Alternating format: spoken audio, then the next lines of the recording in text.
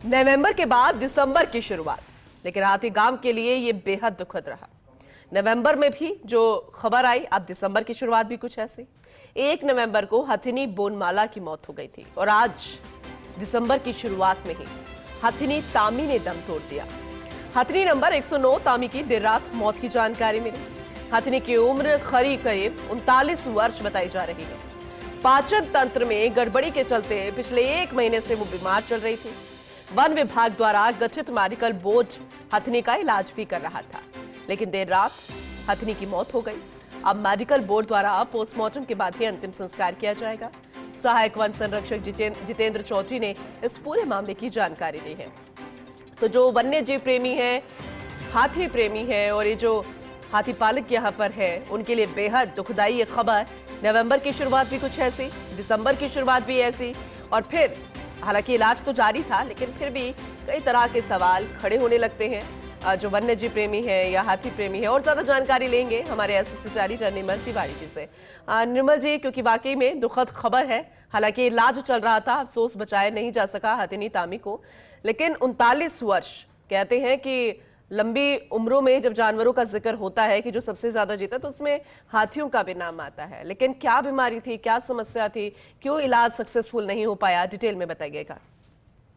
ऐसा लगता है पूनम की हमारे जो आमेर की हाथी सवारी तो विश्व भर में मशहूर है, लेकिन ऐसा लगता है जैसे हाथियों को नजर लग गई हो। पिछले 6 महीने में ये तीसरी मौत है हाथी की। जून में रूपा की मौत हुई थी, उसके बाद 1 नवंबर को बोनमाला की मौत हुई और आज 1 दिसंबर को तामी नहीं रही दुनिया में। 39 वर्ष कोई बहुत ज्यादा उम्र नहीं होती हथिनी की, क्योंकि हथिनी की उम्र 100 वर्ष तक भी हो सकती है, तो बहुत ज्यादा उम्र नहीं थी। लेकिन इसके पाचन तंत्र में खराबी आई हुई थी और यही कारण है कि लगातार पिछले 1-1.25 महीने से इसका इलाज भी चल रहा था। मेडिकल बोर्ड के चिकित्सक इसका इलाज कर रहे थे, लेकिन देर रात इसने दम तोड़ दिया। कुछ देर बाद पोस्टमार्टम होगा, पोस्टमार्टम के बाद अंतिम संस्कार भी कर दिया जाएगा। हमारी जितेंद्र चौधरी जो एसीएफ है, उनसे भी बात हो रही थी।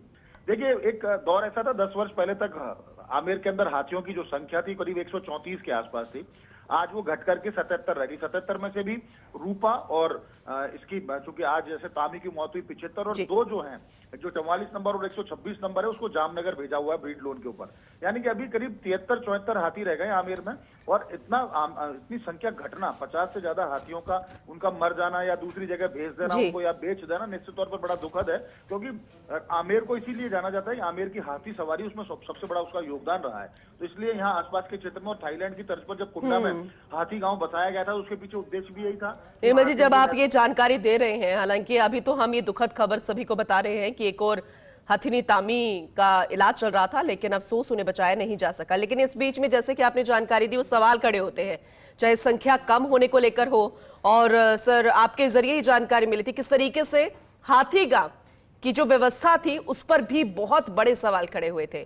ओवरऑल सर, इसे लेकर अगर जानकारी मिल सके, क्योंकि जब ये खबरें आती है तो फिर उस पर भी एक बार फिर से क्वेश्चन मार्क हो जाता है। निश्चित तौर पर देखिए पूनम, मैं वही कह रहा था कि करीब 50 से ज्यादा हाथी पिछले 10 वर्ष में कम हो गए आमेर के अंदर। तो बहुत सारे एजिटेशन हुए, दूर बाहर ऐसे लोग भी आए जो हाथियों के संरक्षण से जुड़े हुए थे, उन्होंने भी वहां काफी प्रयास किए। थाईलैंड की तर्ज पर इस हाथी गांव को बसाया गया था। उसके पीछे उद्देश्य यही था कि हाथियों को नैसर्गिक वातावरण मिले। यहाँ 2 पॉन्ड भी बनाए गए जिसमें हाथी स्नान करते हैं। यहाँ पर हाथियों के लिए घर बनाए गए, उनके उसमें उनको हाथियों को उनके रखा जाता है उन बाड़ों के अंदर। वहीं पर महावतों की फैमिली रहती है, उनके लिए चिकित्सा, शिक्षा, तमाम व्यवस्था की गई। उसके बावजूद अगर हाथी कम हो रहे हैं तो निश्चित तौर पर सवालिया निशान खड़ा होता है।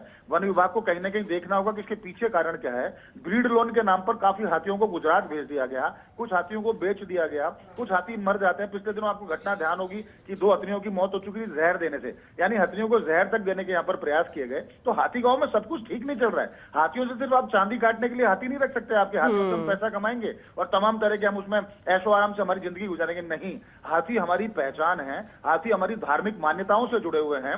हाथियों का हमारे राजस्थान की संस्कृति में बहुत बड़ा योगदान रहा है। दक्षिण के बाद या पूर्वोत्तर के बाद अगर हाथी कहीं देखने को मिलते हैं तो राजस्थान में देखने को मिलते हैं, और राजस्थान में भी आमेर के अंदर। तो ऐसी स्थिति ना हो कि धीरे धीरे जितनी तेजी से हाथी खत्म हो रहे हैं आमेर के अंदर, ऐसा ना हो कि आने वाले कुछ 2-5 वर्षों के अंदर हाथी नाम ही मिट जाए यहाँ से।